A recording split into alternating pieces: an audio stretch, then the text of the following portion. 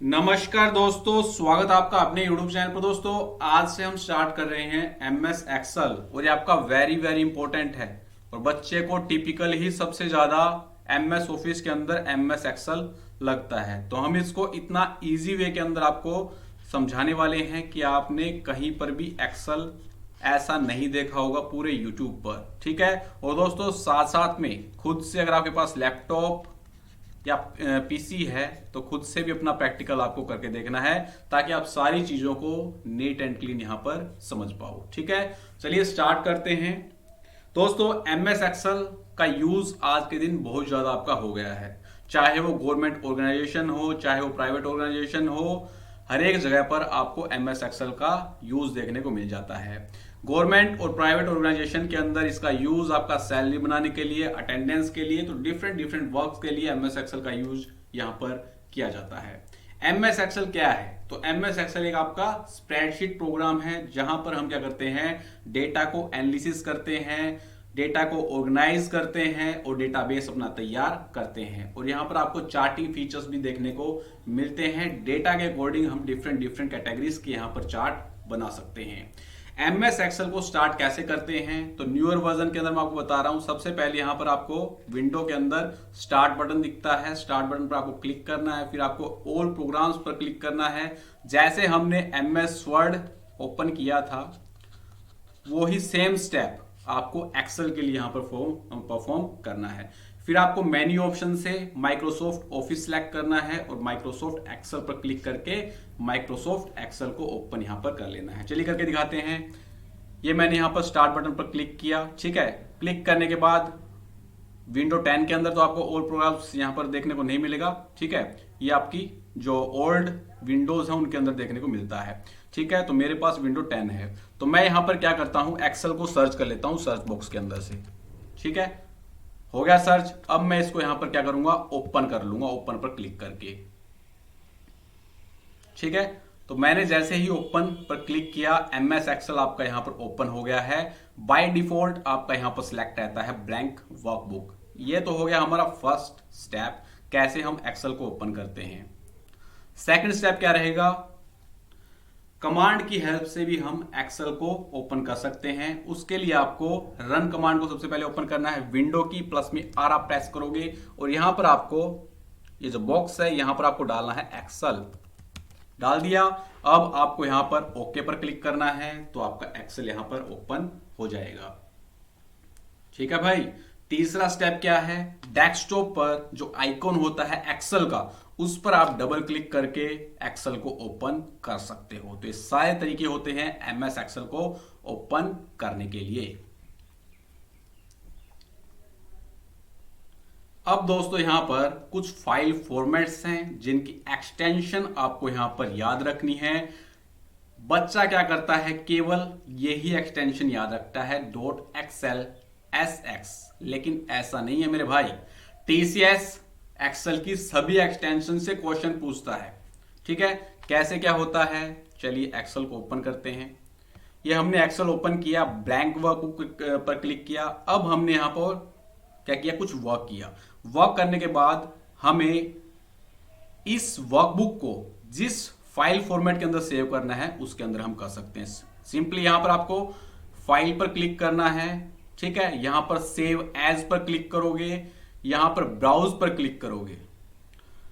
Browse पर click करने के बाद आपको यहां पर सेव एज टाइप, आप किस प्रकार से वर्कबुक को सेव करना चाहते हैं तो क्लिक करेंगे यहां पर। अब आपको जिस फॉर्मेट के अंदर इस वर्कबुक को सेव करना है उस फॉर्मेट के अंदर आप इस वर्कबुक को सेव करोगे।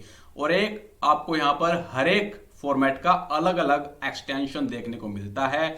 एक्सेल वर्कबुक का आपको यहां पर अलग से एक्सटेंशन देखने को मिलेगा। एक्सेल मैक्रो इनेबल्ड वर्कबुक का आपको अलग से एक्सटेंशन देखने को मिलेगा। तो जितने भी आपके फाइल फॉर्मेट्स हैं इन सभी के आपको अलग अलग एक्सटेंशन यहां पर देखने को मिलते हैं। TCS एक्सटेंशन से क्वेश्चन पूछता है, MS वर्ड वाली में से भी, पावर पॉइंट वाली में से भी और एक्सेल वाली में से ही। ठीक है, तो हर एक फाइल फॉर्मेट का आपको एक्सटेंशन यहां पर पता होना चाहिए। फटाफट से देख लेते हैं, आपको इनको अच्छे से यहां पर याद कर लेना है।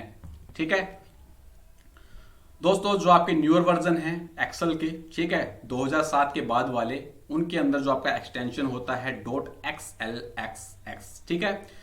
जब हम किसी फाइल फॉर्मेट को एक्सेल मैक्रो इनेबल्ड वर्कबुक के अंदर सेव करते हैं, न्यूअर वर्जन के अंदर, नॉट ओल्ड, तो यहां पर आपको एक्सटेंशन देखने को मिलेगा उस फाइल का .xlsm। नेक्स्ट यहां पर फाइल फॉर्मेट आपका आता है एक्सेल बाइनरी वर्कबुक के अंदर। अगर हम सेव करेंगे तो क्या एक्सटेंशन हमें मिलेगा, .xlsb। अब नेक्स्ट यहां पर आता है किसी वर्कबुक को अगर हम टेम्पलेट के अंदर सेव करेंगे तो आपको .xltx यहां पर देखने को मिलेगा न्यूअर वर्जन के अंदर। ओल्ड वर्जन के अंदर आप टेम्पलेट के अंदर सेव करोगे तो .xlt आपको देखने को मिलेगा। 97 से लेकर 2003 वाले जो आपके वर्जन है उनके अंदर अगर आप टेम्पलेट सेव करते हो तो .xlt आपको यहां पर देखने को मिलेगा। अगर टेम्पलेट कोड के अंदर आप सेव करोगे तो आपको .xltm यहां पर फाइल एक्सटेंशन देखने को मिलता है। अब नेक्स्ट आता है 97 से लेकर 2003 वाली वर्कबुक का क्या एक्सटेंशन होता है, तो इसका होता है .xls, यहां पर एक्सटेंशन आपको देखने को मिलता है। चलिए, माइक्रोसॉफ्ट एक्सेल का वर्जन 5.0/95 वर्कबुक को अगर हम सेव करेंगे तो यहां पर .xls यहां पर देखने को मिलेगा। चलिए, नेक्स्ट आता है XML डाटा के फॉर्मेट में अगर आप सेव करोगे तो आपको .xml यहां पर देखने को मिलता है। एक्सेल एडसिन के अंदर आपको क्या फाइल फॉर्मेट देखने को मिलेगा, .xlam यहां पर देखने को मिलेगा। एक्सेल 97 से लेके 2003, ये तो आपका है न्यूअर वर्जन के अंदर एडसिन का फाइल फॉर्मेट, ठीक है। और ये आपका है ओल्डर वर्जन के अंदर एडसिन का फाइल फॉर्मेट, तो .xla आपको यहां पर देखने को मिलता है।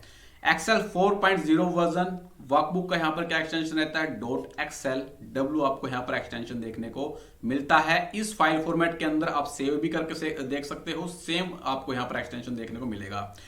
वर्क्स 6.0 9.0 स्प्रेडशीट का यहां पर क्या वर्जन देखने को मिलता है, ये आपके वर्जन है 6.0 9.0, तो यहां पर आपको जो एक्सटेंशन देखने को मिलेगा .xlr देखने को यहां पर मिलेगा। आपको यहां पर सिंपली क्या करना है, ये हमने वर्क किया यहां पर, मान लो किसी वर्कबुक पर, फाइल पर क्लिक किया, सेव करके देखना अपने लैपटॉप के अंदर, आपको सेम एक्सटेंशन यहां पर देखने को मिलेंगे। ब्राउज पर मैंने यहां पर क्लिक किया, ठीक है।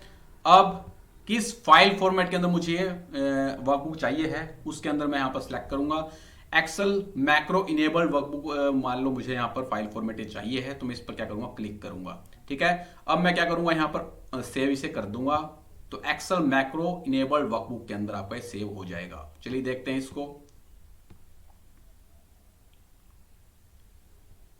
ये हमारा सेव हुआ है जो कि हमारा क्विक एक्सेस के अंदर रिसेंट फाइल्स के अंदर है, ठीक है। अब हम यहां पर प्रॉपर्टीज चेक कर लेते हैं इसकी, करते हैं क्लिक प्रॉपर्टीज पर, तो आपको यहां पर देख पा रहे होगे एक्सेल मैक्रो इनेबल्ड वर्कशीट, यहां पर जो एक्सटेंशन आपको देखने को मिलेगा .xlsm देखने को मिलता है। तो यहां पर डिफरेंट फाइल फॉर्मेट्स के डिफरेंट एक्सटेंशन आपको यहां पर देखने को मिलते हैं, सभी को आपको परफॉर्म करके लर्न कर लेना है। चलिए, अब हम चलते हैं दोस्तों एक्सेल की तरफ। अब इसके बारे में कुछ हम जानने वाले हैं। जिस प्रकार से MS वर्ड के अंदर आपको टाइटल बार देखने को मिलता है, उसी प्रकार से सेम आपको टाइटल बार यहां पर देखने को मिलता है एक्सेल के अंदर भी, ठीक है। ये तो हमारी बुक नंबर 3 ओपन यहां पर हो रखी है, ठीक है। ऑफ करते हैं इसको।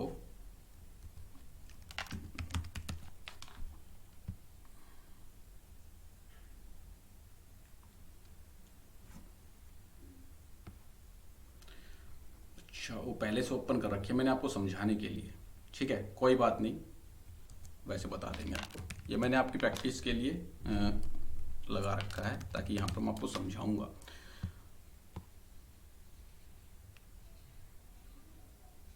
तो हम यहां पर करते हैं क्लिक ब्लैंक वर्कबुक पर।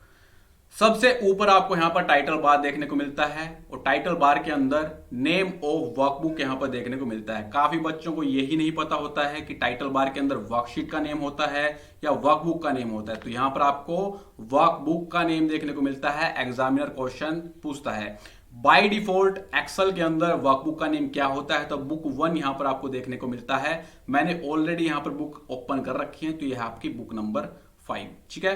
तो यहां पर आपको बुक 1 बाय डिफॉल्ट वर्कबुक का नेम देखने को मिलता है। लेफ्ट हैंड साइड के अंदर ऊपर सबसे ऊपर यहां पर आता है क्विक एक्सेस टूल बार, जो कि आपका एमएस वर्ड के अंदर भी होता है, जिसके अंदर बाय डिफॉल्ट यहां पर सेव, अंडो और रीडो देखने को मिलते हैं और यहां से हम अपने ऑपरेशन फास्टली परफॉर्म कर सकते हैं।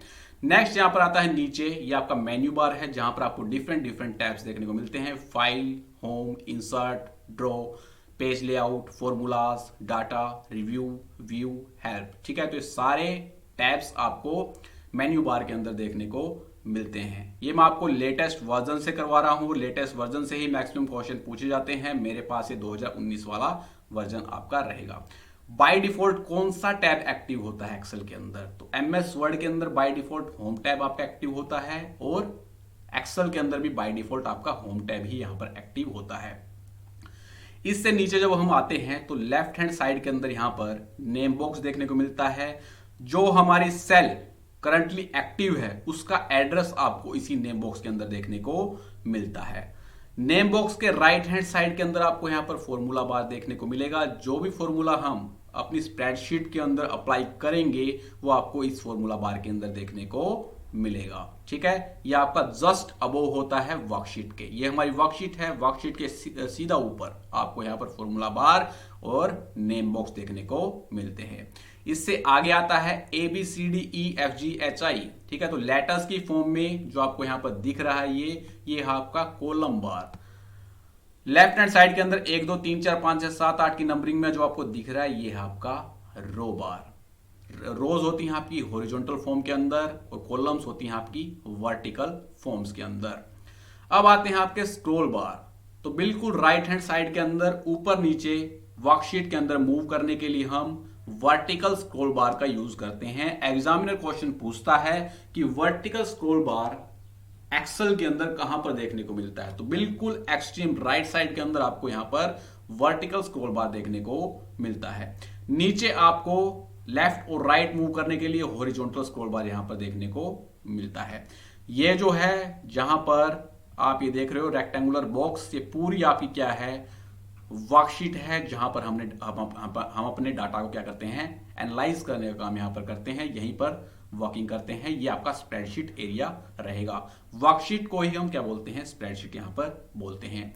ये होता है आपका स्टेटस बार। ठीक है, यहां पर बाय डिफॉल्ट जो आपके न्यूअर वर्जन है, ठीक है, जैसे आपका 2013 हो गया, 2016 हो गया, 2019 हो गया, 2021 हो गया, तो यहां पर बाय डिफॉल्ट आपको एक शीट देखने को मिलती है। लेकिन जो आपके ओल्डर वर्जन है 2007, 2010, बाय डिफॉल्ट आपको यहां पर 3 शीट देखने को मिलती हैं। तो मेन डिफरेंस आपको यहां पर पता होना चाहिए। ये क्वेश्चन आपका मल्टीपल शिफ्ट के अंदर पूछ जाता है। एक शिफ्ट के अंदर पूछ लेगा कि एमएस एक्सेल 2007 के अंदर बाय डिफॉल्ट कितनी नंबर ऑफ शीट्स होती हैं। तो बाय डिफॉल्ट एमएस एक्सेल 2007 के अंदर 3 शीट आपको देखने को मिलेंगी। लेकिन जो आपके न्यूअर वर्जन है 2016, 2019, 2021, तो यहां पर बाय डिफॉल्ट आपको एक शीट देखने को मिलती है और इसे ही हम बोलते हैं क्या? शीट टैब, जहां पर आपको डिफरेंट डिफरेंट शीट्स देखने को मिलती हैं।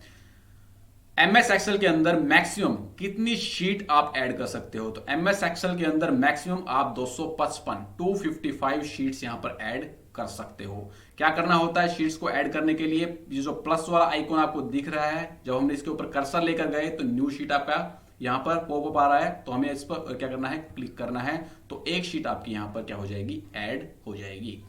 तो ये था आपका शीट टैब। ये आते हैं आपके व्यू बटन। ठीक है, बाय डिफॉल्ट नॉर्मल पर रहता है। पेज लेआउट अगर आप यहां पर चेक करना है तो पेज लेआउट पर आप क्लिक करोगे तो पेज लेआउट आपका यहां पर चेक हो जाएगा कि किस प्रकार का यहां पर हमारा पेज लेआउट है। पेज लेआउट के अंदर आपको यहां पर हेडर और फुटर भी देखने को मिल जाते हैं। तो पूरा साइज आपको यहां पर पेज लेआउट के अंदर देखने को मिलता है। बाय डिफॉल्ट यहां पर जो व्यू रहता है एमएस एक्सेल के अंदर, वो नॉर्मल व्यू आपको देखने को मिलता है। चलिए, यहां पर आता है आपका जूम स्लाइडर। बाय डिफॉल्ट 100% आपका जूम होता है। मिनिमम जूम परसेंटेज आपका 10 रहेगा यहां पर और मैक्सिमम जूम परसेंटेज आपका 400 यहां पर रहेगा भाई। ठीक है, तो ये हो गया आपका जूम स्लाइडर। पहली सेल का नेम यहां पर क्या होता है? तो पहली रो का नेम यहां पर क्या होता है? तो 1 होता है। पहली कॉलम का नेम यहां पर क्या होता है? तो पहली कॉलम का नेम होता है यहां पर क्या? A। ठीक है। तो ABCDEFGHI ये सारी आपकी कॉलम्स हैं, 1 2 3 4 5 6 7 8 9 10 ये सारी आपकी क्या हैं, रो यहां पर रहेंगी। चलिए अब हम चलते हैं यहां पर थ्योरी पर, एक एक चीज यहां पर हम क्या करने वाले हैं, देखने वाले हैं थ्योरी में से। अब कुछ स्प्रेडशीट टर्म्स जो कि वेरी वेरी इंपॉर्टेंट है मेरे भाई, सारी आपको पता होनी चाहिए, वो हम एक एक करके यहां पर देखने वाले हैं। फर्स्ट आता है यहां पर वर्कबुक। बच्चों को काफी ज्यादा डाउट होता है वर्कबुक और वर्कशीट के अंदर। चलिए प्रैक्टिकल से मैं आपको बताता हूं। दोस्तों वर्कबुक होता है आपका शीट्स का कलेक्शन, और इस वर्कबुक के अंदर आपकी टोटल शीट कितनी है, टोटल शीट है यहां पर 4। तो इन सभी शीट्स के कलेक्शन क्या बोलते हैं, हम वर्कबुक बोलते हैं। लेकिन ये जो आपको दिख रहा है शीट 1, शीट 4, शीट 2, शीट 3, ये आपकी होती हैं वर्कशीट, जहां पर हम क्या करते हैं, डेटा को एनालाइज करते हैं। ठीक है, तो ये आपका मेन डिफरेंस है। वर्कबुक होता है कलेक्शन ऑफ वर्कशीट, ठीक है, और वर्कशीट क्या होता है, जहां पर हम क्या करते हैं, अपना कार्य करते हैं, डेटा को एनालिसिस करते हैं, चार्ट वगैरह क्रिएट करते हैं। ठीक है, सैलरी वगैरह हमें बनानी होती है तो कहां पर बनाते हैं, हम इसी स्प्रेडशीट के अंदर ही बनाते हैं, और स्प्रेडशीट को ही हम क्या बोलते हैं, वर्कशीट बोलने का काम यहां पर करते हैं। A workbook is a file that contains one or more worksheet to help you organise data. Workbook के अंदर आपको एक या एक से अधिक वर्कशीट देखने को मिलती हैं, जहां पर हम क्या करते हैं, डेटा को ऑर्गेनाइज करते हैं, डेटा को एनालाइज करने का काम यहां पर करते हैं। नेक्स्ट यहां पर आता है वर्कशीट। तो वर्कशीट को हम यहां पर क्या बोलते हैं, स्प्रेडशीट भी बोलते हैं, वेरी वेरी इंपॉर्टेंट, जिसके अंदर आपको सेल्स यहां पर देखने को मिलती हैं, और इन्हीं सेल्स के अंदर हम क्या करते हैं, डेटा को एंटर करते हैं और डेटा को कैलकुलेट करने का काम यहां पर करते हैं। एक पॉइंट जो मैंने आपको बता दिया है, MS एक्सेल 2007 और 2010 के अंदर बाय डिफॉल्ट यहां पर नंबर ऑफ वर्कशीट कितनी देखने को मिलती हैं, 3 वर्कशीट आपको यहां पर देखने को मिलती हैं। तो स्टार मार्क इसको आपको कर लेना है, TCS काफी बार एग्जाम के अंदर क्वेश्चन पूछ चुका है। कौन कौन सी शीट होती है, शीट 1, शीट 2, शीट 3 आपको यहां पर देखने को मिलेगी। लेकिन जो आपके न्यूअर वर्जन है 2016, 2019, 2021, यहां पर आपको by default number of worksheet कितनी देखने को मिलती हैं, एक वर्कशीट आपको यहां पर देखने को मिलती है, वो है शीट 1। कितनी मैक्सिमम नंबर ऑफ शीट हम यहां पर ऐड कर सकते हैं, तो हम यहां पर मैक्सिमम नंबर ऑफ शीट किसी भी वर्कबुक के अंदर यहां पर ऐड कर सकते हैं 255। ठीक है, वर्कशीट को ऐड करने के लिए हम क्या करते हैं, प्लस आइकन पर क्लिक करते हैं, तो वर्कशीट आपकी ऐड यहां पर हो जाती है। चलिए वर्कशीट से रिलेटेड इंपॉर्टेंट फैक्ट्स, और यहां से TCS बार बार क्वेश्चन पूछता है, ये थ्योरी के अंदर मैंने इंक्लूड कर दिया है, ये किसी बुक के अंदर आपको देखने को नहीं मिलेगा मित्रों। ठीक है, अब यहां पर आ रहा है worksheet names can not. Worksheet का क्या क्या नेम यहां पर नहीं हो सकता है, सभी आप देखना है कि करके। बी ब्लैंक, एक तो खाली बिल्कुल नहीं हो सकती है, ठीक है, ब्लैंक आपको बिल्कुल नहीं छोड़ना है। ठीक, सेकंड यहां पर है contains more than 31 character, 31 character से ज्यादा भी आपके नहीं होने चाहिए, ये भी हमने मान लिया। ठीक है भाई, नेक्स्ट यहां पर दे रखा है contains any of the following characters. ये जो आपके कैरेक्टर्स है ना भाई, ये एक भी कैरेक्टर्स वर्कशीट के अंदर नहीं होना चाहिए, अदरवाइज वर्कशीट आपकी रीनेम यहां पर नहीं होगी। नेक्स्ट यहां पर बोल रखा है बिगिन और एंड विद अपोस्ट्रोफी। आपकी जो वर्कशीट है, मान लीजिए ये मैंने वर्कशीट का नेम यहां पर लिया रोहित, ठीक है, तो न ही मैं स्टार्टिंग में यहां पर अपोस्ट्रोफी लगा सकता हूं, और न ही मैं यहां पर लास्ट के अंदर अपोस्ट्रोफी लगा सकता हूं। और हम ऐसा करेंगे तो हमारी वर्कशीट यहां पर रीनेम नहीं होगी। लेकिन हम क्या कर सकते हैं, जैसे मैंने यहां पर लिखा रोहित, अब लगा दिया मैंने अपोस्ट्रोफी और फिर लिखा पूनिया, तो अब आपकी वर्कशीट यहां पर क्या हो जाएगी, रीनेम हो जाएगी। नेक्स्ट, अभी अभी जुलाई के अंदर एग्जाम हुआ था, उसके अंदर क्वेश्चन पूछा गया था, वर्कशीट का नेम हम हिस्ट्री नहीं रख सकते हैं मेरे भाई। क्यों नहीं रख सकते हैं, क्योंकि ये आपका रिजर्व नेम रहता है। एक्सेल के अंदर हिस्ट्री हम नेम नहीं रख सकते हैं, क्योंकि आपका एक रिजर्व नेम रहेगा। चलिए अब हम एक एक करके सभी प्रैक्टिकल्स करने वाले हैं। ये हमने एक्सेल खोला, ठीक है, यहां पर मैंने क्या, डबल क्लिक करने के बाद मैं इसको ब्लैंक यहां पर छोड़ रहा हूं, तो देखो नेम सेव आपका नहीं हो रहा है। यहां पर आपको नाम भाई डालना ही डालना पड़ेगा। पॉपअप आपके सामने आ गया है कि क्या क्या यहां पर इनवैलिड नेम्स आपके रहेंगे। ठीक है, अब हम 31 कैरेक्टर से ज्यादा यहां पर टाइप करके देखते हैं। ठीक है, 2 3 4 5 6 7 8 9 10 11 12 13 14 15 16 17 18 19 20 21 22 23 24 25 26 27 28 29 30 31 32। तो 32वां आपका आगे जा ही नहीं रहा है भाई, ठीक है। तो 31 कैरेक्टर से आपको ज्यादा यहां पर देखने को नहीं मिलेंगे। अब मैं यहां पर अपोस्ट्रोफी दबा रहा हूं, अपोस्ट्रोफी आपका यहां पर उठा ही नहीं रहा है, ठीक है। अपोस्ट्रोफी मैं यहां पर लगा रहा हूं, स्टार्टिंग के अंदर नहीं लग रहा है। अब रोहित लिखा मैंने, अपोस्ट्रोफी देखो अब लग गया आपका, टी यहां पर मैंने प्रेस किया, एंटर प्रेस किया तो रीनेम आपकी हो गई है। इसका मतलब क्या हुआ यहां पर, न ही हम स्टार्टिंग के अंदर अपोस्ट्रोफी लगा सकते हैं दोस्तों, और न ही हम लास्ट में यहां पर अपोस्ट्रोफी लगा सकते हैं। हाँ, नाम के बीच में हम यहां पर अपोस्ट्रोफी बिल्कुल लगा सकते हैं, कोई दिक्कत नहीं है। चलिए, हमें जो कैरेक्टर्स वहां पर दिए गए थे वो हम कैरेक्टर्स यहां पर देखते हैं। देखो, लेफ्ट ब्रैकेट में यहां पर लगा रहा हूं, राइट ब्रैकेट में लगा रहा हूं, नहीं यहां पर आपकी लग रही है, ठीक है। अब लास्ट वन जो आ गया हिस्ट्री, एंटर किया तो यहां पर क्या बोल रहा है, history is a reserve name. History यहां पर हम एक्सेल फाइल हमारी जो वर्कशीट है उसका नेम यहां पर नहीं लगा सकते हैं, ठीक है। और कुछ बच गया यहां पर, कुछ भी यहां पर नहीं बचा है, सारे हमने यहां पर कर लिए। चलिए नेक्स्ट यहां पर क्या क्या क्वेश्चन पूछे जाते हैं वो भी मैंने यहां पर ऐड किए हैं, और ये मेरी बुक है जो आपको जल्दी देखने को मार्केट के अंदर मिलने वाली है। क्वेश्चन यहां पर पूछे जाते हैं कि वर्कशीट को कितने प्रकारों से रीनेम किया जाता है। कोई भी एक ऑप्शन, जो आपका स्टेटमेंटल क्वेश्चंस होते हैं तो आपको तीनों स्टेटमेंट्स भी देखने को मिल जाती हैं, ठीक है। और आपके जब स्टेटमेंटल नहीं होते हैं तो एक एक यहां पर स्टेटमेंट आपको देखने को मिलती है। तो यहां पर बोल रखा है 3 आपके अलग अलग प्रकार हैं वर्कशीट को रीनेम करने के लिए। पहला प्रकार क्या है, double click the sheet tab and type the new name. Sheet tab पर आपको डबल क्लिक करना है और जो भी आप यहां पर नाम लेना चाहते हो वो नाम आप यहां पर डाल सकते हो, बिल्कुल सही है। नेक्स्ट यहां पर दे रखा है right click the sheet tab, click rename and type the new name. यहां पर आपको राइट क्लिक करना है, राइट क्लिक करने के बाद रीनेम पर क्लिक करना है, रीनेम पर क्लिक करने के बाद न्यू नेम को क्या करना है, आपको यहां पर टाइप कर देना है। चलिए करके देखते हैं। सबसे पहले हम डबल क्लिक वाला देखते हैं, तो मैंने यहां पर डबल क्लिक किया, हिस्ट्री वाला हटाना पड़ेगा नहीं तो ये सरकेगा ही नहीं आगे, ठीक है। तो मैंने यहां पर डबल क्लिक किया, तो अब आप यहां पर रीनेम अपना कर सकते हो, ठीक है।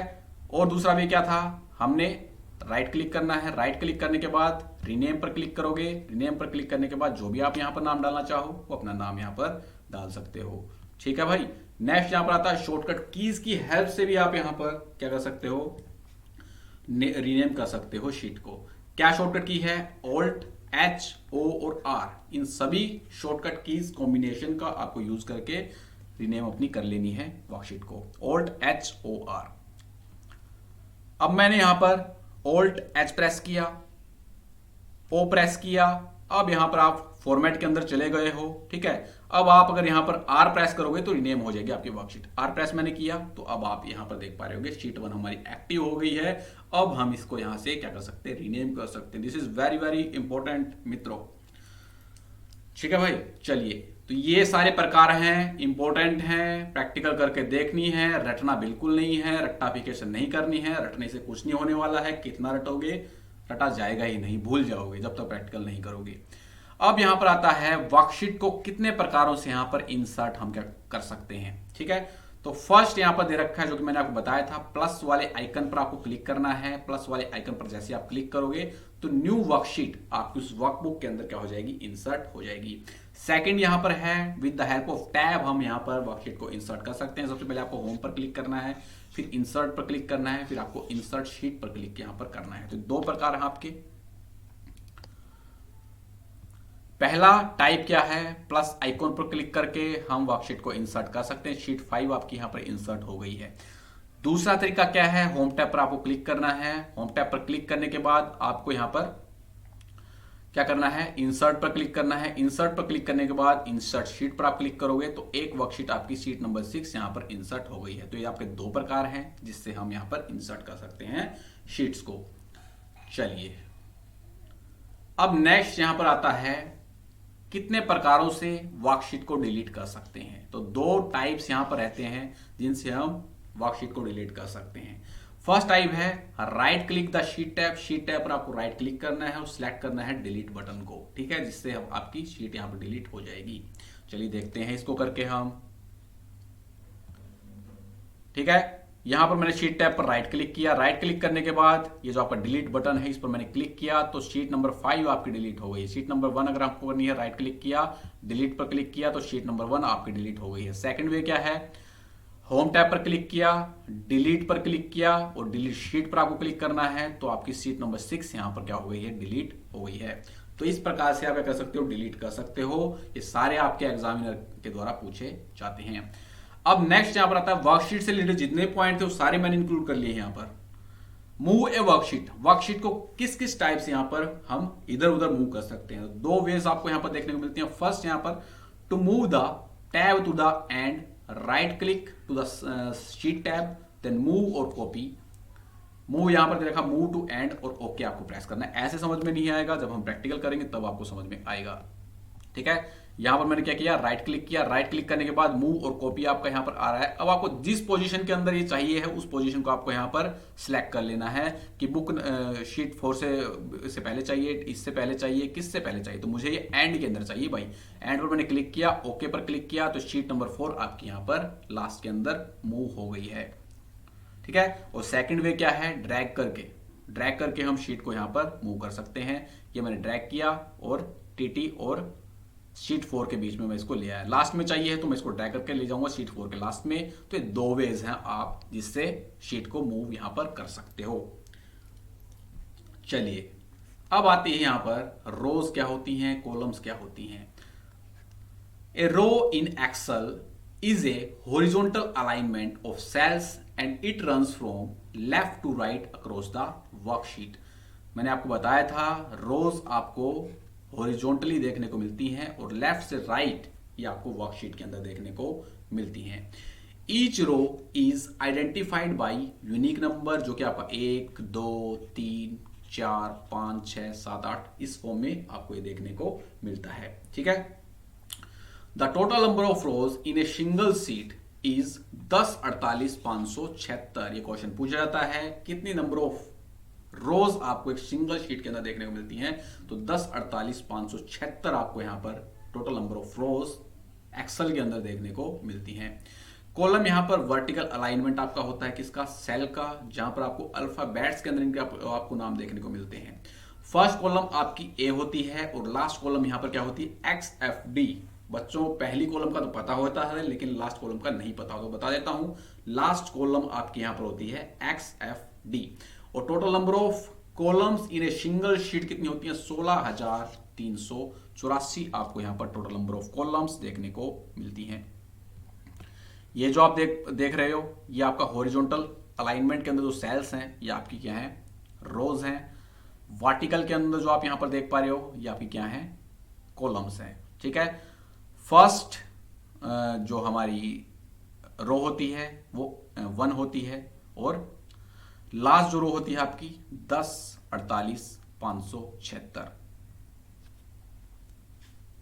ठीक है, कॉलम देख लेते हैं। कॉलम हमने आपको बता ही दिया, चलिए कोई नहीं।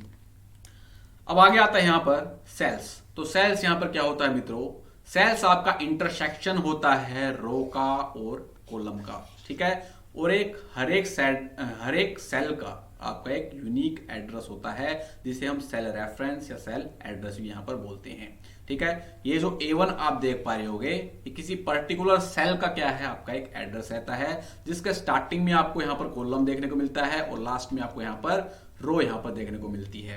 क्वेश्चन एग्जाम में पूछता है कि A1 के अंदर कॉलम कौन सी है, तो ABCD की फॉर्मेट के अंदर आपको यहां पर कॉलम देखने को मिलेगी और 1 2 3 की फॉर्मेट के अंदर आपको यहां पर रो देखने को मिलती है। ऑप्शंस आपको इस प्रकार से पूछे जाते हैं, इनमें से कौन सा आपका एक सेल एड्रेस नहीं है। ठीक है, तो कुछ आपके इस प्रकार से ऑप्शन दिए होंगे जिसके अंदर फर्स्ट आपका कॉलम होगा और सेकंड आपका क्या होगा, रो नंबर होगा। और कुछ ऑप्शंस के अंदर 1A इस प्रकार से दिया होगा जो कि आपका पूरी तरह से यहाँ पर सेल एड्रेस गलत हो जाए, क्योंकि हर एक सेल एड्रेस के अंदर पहले आपका कॉलम आता है और फिर आता है आपका रो। ठीक है, total number of cells in a worksheet के अंदर कितनी सेल्स यहां पर आपको देखने को मिलती हैं, तो 17 बिलियन यहां पर आपको अप्रोक्स यहां पर याद रख लेना है। 17 बिलियन सेल्स आपको वर्कशीट के अंदर देखने को मिलती हैं। पूरा डाटा याद करने की जरूरत नहीं है, केवल आपको 17 बिलियन यहाँ पर याद कर लेना है। वहां पर जब आप ऑप्शन देखोगे तो आपको यहाँ पर पता लग जाएगा। ठीक है, चलिए नेक्स्ट यहाँ पर सेल से रिलेटेड मैंने यहाँ पर दे रखा है, ये भी इंपॉर्टेंट है। सारे पॉइंट पूछे गए हैं, 1 2 3 3 के 3 पॉइंट टीसीएस ने पूछे हुए हैं। कितने प्रकार से हम सेल को एडिट कर सकते हैं, तो यहां पर कुछ टाइप्स आपकी दे रखी हैं, जिन टाइप से हम कर सकते हैं सेल्स को एडिट कर सकते हैं। किसी भी एक तरीका का यूज करके आप सेल्स को एडिट यहां पर कर सकते हो। फर्स्ट यहां पर तरीका दे रखा है, double click the cells that contain the data that you want to edit. आपको यहां पर क्या करना है, जिस सेल को एडिट करना है उस पर क्या कर लेना है, डबल क्लिक कर देना है। ये डाटा मेरे पास रहा, ठीक है, तो मैंने यहां पर डबल क्लिक किया तो सेल आपकी एक्टिव हो गई है। अब आप इसको अगर कुछ एडिटिंग करना चाहते हो तो आप इसको एडिटिंग कर सकते हो। दूसरा तरीका क्या है, उस सेल पर आपको क्लिक करना है। अब आपको फॉर्मूला बार के अंदर जाना है। फॉर्मूला बार के अंदर जाने के बाद आप यहां पर सेल के अंदर एडिट कर सकते हो। लास्ट तरीका क्या है, सेल पर आपको क्लिक करना है, F2 आप क्लिक करोगे तो आपकी वो सेल यहां पर एडिट हो जाएगी। देखो ये एडिट आपकी हो रही है। तो तीनों तरीके आपको पता होना चाहिए। पहला है डबल क्लिक करके, दूसरा तरीका है फॉर्मूला बार का यूज करके, तीसरा तरीका है शॉर्टकट की F2 का यूज करके हम सेल को एडिट यहां पर कर सकते हैं। तो यही यहां पर पॉइंट दे रखे मित्रों। सेकंड पॉइंट दे रखा है, click the cell that contains data that you want to edit then click anywhere in the formula bar. उस सेल पर आपको क्लिक करना है, क्लिक करने के बाद आप फॉर्मूला बार से उस सेल को क्या कर सकते हो, एडिट कर सकते हो। नेक्स्ट एंड लास्ट वन, अगर आपको सेल को एडिट करना है तो आपको उस सेल पर क्लिक करके F2 की प्रेस कर देनी है, तो उस सेल आपकी क्या हो जाएगी, एडिट हो जाएगी। कुछ भी जो भी आप उसके अंदर एडिटिंग करना चाहते हो सेल के अंदर वो आप कर सकते हो। चलिए भाई, ये हो गया हमारा। नेक्स्ट चलते हैं, सारी इंपॉर्टेंट टर्म्स एंड डेफिनेशन से क्वेश्चन पूछे जाते हैं। 6 नंबर टर्म है हमारी स्प्रेडशीट के अंदर, सेल रेफरेंस और सेल एड्रेस। तो मैंने आपको बताया है हर एक सेल का एक आपका यूनिक एड्रेस होता है, जिसे हम क्या बोलते हैं, cell reference, cell address. A cell reference or cell address is a combination of a column letter and a row number that identifies a cell on a worksheet। ये क्या होती है, एक आइडेंटिटी होती है। कौन, सेल एड्रेस। और cell address के अंदर पहले आपको कॉलम देखने को मिलता है और बाद में उसका रो नंबर, रो यहां पर देखने को मिलता है। नेक्स्ट यहां पर एग्जांपल के तौर पर बता रखा है, A1 जो है ये आपका इंटरसेक्शन है किसका, कॉलम A का और रो R का, रो 1 का। ठीक है, A1 जो आपका सेल रेफरेंस है, सेल एड्रेस है, ये क्या है, किसका इंटरसेक्शन है, कॉलम A का और कॉलम रो 1 का। By default a cell reference is a relative reference which means that reference is relative to the location of the cell. जब हम रेफरेंस करेंगे तो वहां पर हम टाइप्स ऑफ रेफरेंस देखने वाले हैं। कितने प्रकार के यहां पर रेफरेंस आपको देखने को मिलते हैं एक्सेल के अंदर, रिलेटिव रेफरेंस, एब्सोल्यूट रेफरेंस, और यहां से भी न्यूमेरिकल्स के आपको क्वेश्चन पूछ जाते हैं। रिलेटिव रेफरेंस क्या होता है, हर एक सेल का आपका एक यूनिक एड्रेस होता है। ठीक है, यूनिक एड्रेस होने के कारण जब हम इस सेल के अंदर जो कोई मान लो A1 सेल है, ठीक है, मान लीजिए हमने यहां पर कोई फॉर्मूला लगाया, अब उसे आपने किसी दूसरे लोकेशन पर फॉर्मूला को क्या किया, पेस्ट किया, कॉपी करके पेस्ट किया, तो वो जो आपका फॉर्मूला है वो चेंज आपका हो जाता है और इसे हम क्या बोलते हैं, रिलेटिव रेफरेंस। चलिए देखते हैं, एक्सेल के अंदर मैं आपको करके दिखाता हूं। यहां पर मैंने कुछ डाटा ले रखा, बेसिक पे, अदर अलाउंसेस और ग्रोस सैलरी आपके यहां पर दे रखी है। ठीक है, इसको हम यहां पर काट देते हैं, पहले काट दिया। अब मैं सबसे पहले यहां पर सम कर लेता हूं, ऑटो सम का भी आप यूज कर सकते हो। ठीक है, अब ये रेंज मैंने सेलेक्ट की, ब्रैकेट क्लोज किया, एंटर प्रेस किया, तो आप यहां पर देख पा रहे होगे आपका जो यहां पर फॉर्मूला है वो क्या है, is equal to some C2 हमने सेलेक्ट किया था। ठीक है, और फिर क्या किया हमने, D2 को यहां पर सेलेक्ट किया। अब मैं यहां पर इसको क्या करता हूं, कंट्रोल C करके कंट्रोल V करता हूं, नीचे वाले के अंदर पेस्ट करता हूं। ठीक है, तो यहां पर भी आपका सेम ही है, 25,500 के अंदर 600 ऐड करना है, लेकिन यहां पर जो फॉर्मूला था वो आपका चेंज हो गया है, C3 से D3 आपका हो गया है। ठीक है ना, तो इसे हम क्या बोलते हैं, सेल रिलेटिव रेफरेंस। ठीक है, यहां पर हमने फॉर्मूला क्या लगाया था, is equal to some C2 D2, हमने इसको कॉपी करके पेस्ट किया। ठीक है, इसके नीचे वाले के अंदर, तो यहां पर आपका जो रेंज थी ना वो आपकी चेंज हो गई, यानी कि फॉर्मूला हमारा यहां पर चेंज हो गया और इसे हम क्या बोलते हैं, रिलेटिव रेफरेंस। इस पे न्यूमेरिकल्स भी आपके आते हैं। नेक्स्ट है the cell address for first and last cell would be cell address जो फर्स्ट सेल का होता है वो A1 आपको यहां पर देखने को मिलेगा, और जो आपको लास्ट सेल का यहां पर एड्रेस देखने को मिलेगा वो मिलेगा XFD 10 48 576। पहली रो कॉलम कौन सी होती है? A होती है। पहली रो क्या होती है? होती है आपकी 1, तो दोनों का इंटरसेक्शन A1 यहां पर बनाएगा, तो ये हमारा फर्स्ट सेल का एड्रेस हो जाएगा। रटने की आवश्यकता नहीं है।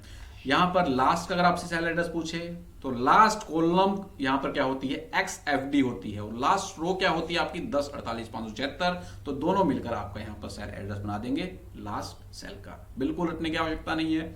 चलिए नेक्स्ट आता है यहां पर सेल रेंज। सेल रेंज होती क्या है, चलिए देखते हैं।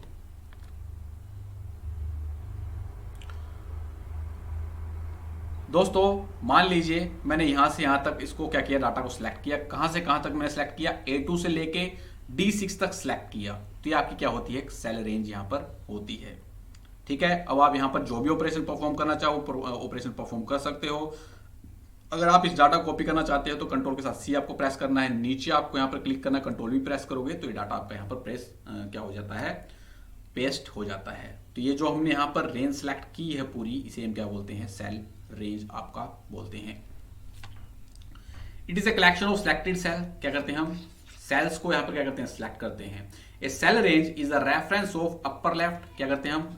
सबसे ऊपर वाली लेफ्ट के अंदर वाली को सिलेक्ट करते हैं, और कहां तक जाते हैं? मैक्सिमम वैल्यू तक। मैक्सिमम वैल्यू कहां पर आपको देखने को मिलती है? लोअर राइट में आपको देखने को मिलती है। ये आपकी मिनिमम वैल्यू है। यहां से यहां तक हमने क्या किया? सिलेक्ट किया। ठीक है, कहां तक? मैक्सिमम वैल्यू तक। ठीक है, तो ये आपकी होगी सेल रेंज।